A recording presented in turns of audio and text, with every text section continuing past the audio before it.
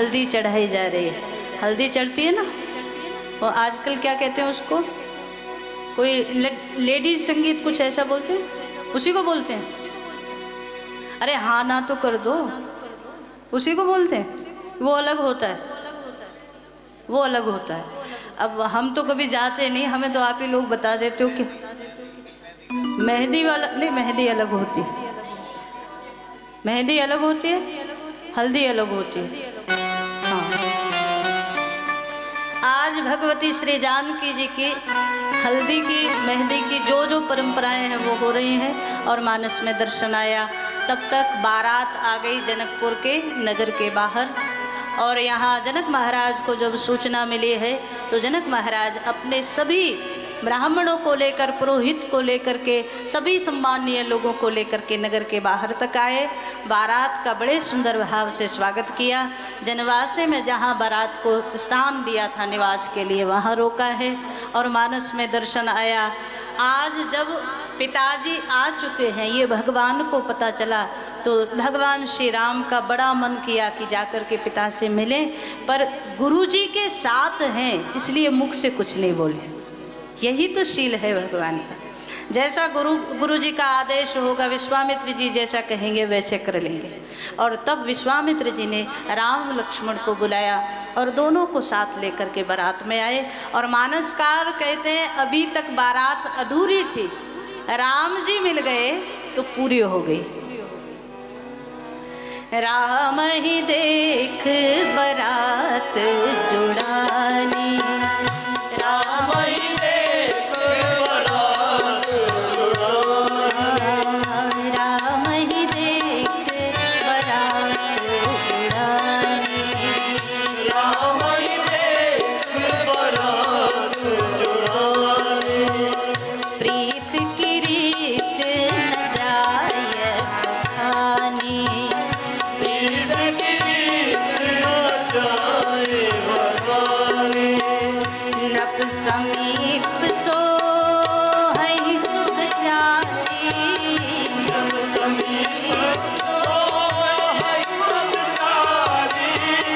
जनु धन धर्माधिक तनु धारी, जनु धन धर्माधिक तनु धारी, जनु धनु धर्माधिक तनु धारी, जनु धन धर्माधिक तनु धारी। आज राम ही देख बारात जुड़ानी। गोस्वामी जी कहते हैं बारात पूरी हो गई, दूल्हा मिल गया, लेकिन अब एक समस्या और आ गई। पता है क्या? मानसकार दर्शन करा रहे हैं कि जब राम जी के साथ चारों भाइयों को पंक्ति में खड़े हुए देखा, कैसी शोभा हो रही है। कहा महाराज जैसे धर्म, अर्थ, काम और मोक्ष, चार पुरुषार्थ हमारे यहाँ कहे गए ना, तो मानो चारों पुरुषार्थ साक्षात शरीर लेकर के यहाँ खड़े हो, ऐसी सुंदर झांकी हो रही है। जनक महाराज ने दो को तो पहले ही देख लिया था, लेकिन आज चारों भाइयों को देखा सो जनक महाराज के मन में एक और भाव जाग गया। क्या? जनक महाराज को लगा मेरे घर में चार बेटियां विवाह के योग्य हैं और महाराज अवधेश के घर में चार पुत्र हैं। अगर एक ही मुहूर्त में ईश्वर चाहे तो ये सारा काम एक ही मुहूर्त में संपन्न हो जाए तो बड़ा अच्छा हो जाए। मेरी चारों बेटियां वधू बन करके अवधेश के घर चली जाए। लेकिन सीधी बात नहीं करते। पहले रात्रि के समय अपने गुरुदेव सतानंद जी महाराज को बुलाया, सतानंद जी महाराज से चर्चा की। मेरे मन में ऐसा भाव आया है, क्या संभव हो सकता है? सतानंद जी बोले अभी कुछ नहीं कह सकते, हम भी विश्वामित्र जी महाराज से, वशिष्ठ जी महाराज से चर्चा करने बाद में बताएंगे। अच्छा, पहले तो ऐसे ही होता था, कोई भी घर का बड़ा जाए और बच्चों के शादी विवाह सब तय कराता था। और कई बार तो हमें बुजुर्ग लोग बताते हैं कि कई बार तो ऐसा होता था कि घर के लोग भी नहीं जाते थे, गांव का नाई आता था उसी को भेज देते थे, जाओ हमारे बच्चे का संबंध पक्का करो। और महाराज आपको आश्चर्य होगा, उस समय में बुजुर्गों ने जो तय कर दिया, अथवा तो नाई के माध्यम से भी जितने संबंध बने वो सब बढ़िया तरीके से चले। आजकल तो इंच इंच को देख करके करते हैं, तब भी समस्याएं ही समस्याएं महाराज। सब कुछ देखने के बाद, सब कुछ समझने के बाद भी बड़ा मुश्किल हो जाता है। मानसकार दर्शन करा रहे हैं। दूसरा दिन प्रातः काल हुआ, सभी गुरुओं की बैठ करके बैठक हुई और उसमें निर्णय किया गया अवधेश के सामने। अवधेश ने कह दिया मुझे ये प्रस्ताव स्वीकार है जनक महाराज का। तो अब निर्णय हुआ, जनक महाराज की दो बेटियां, एक तो श्री भगवती जानकी, ये तो अयोनिजा है लेकिन जनक जी ने इनका पालन पोषण किया है।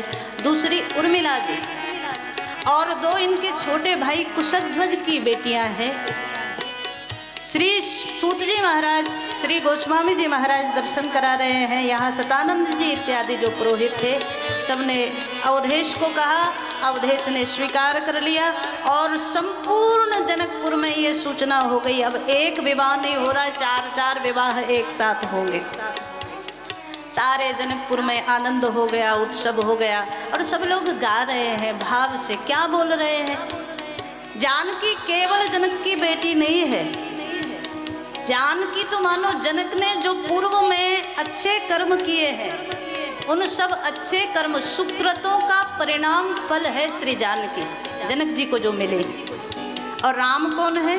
बोले राम जी अवधेश के सुकृतों का फल है। जितने भी पुण्य किए हैं उन सब पुण्यों का फल राम रूप में मिला महाराज दशरथ को और जानकी के रूप में मिला जनक जी को।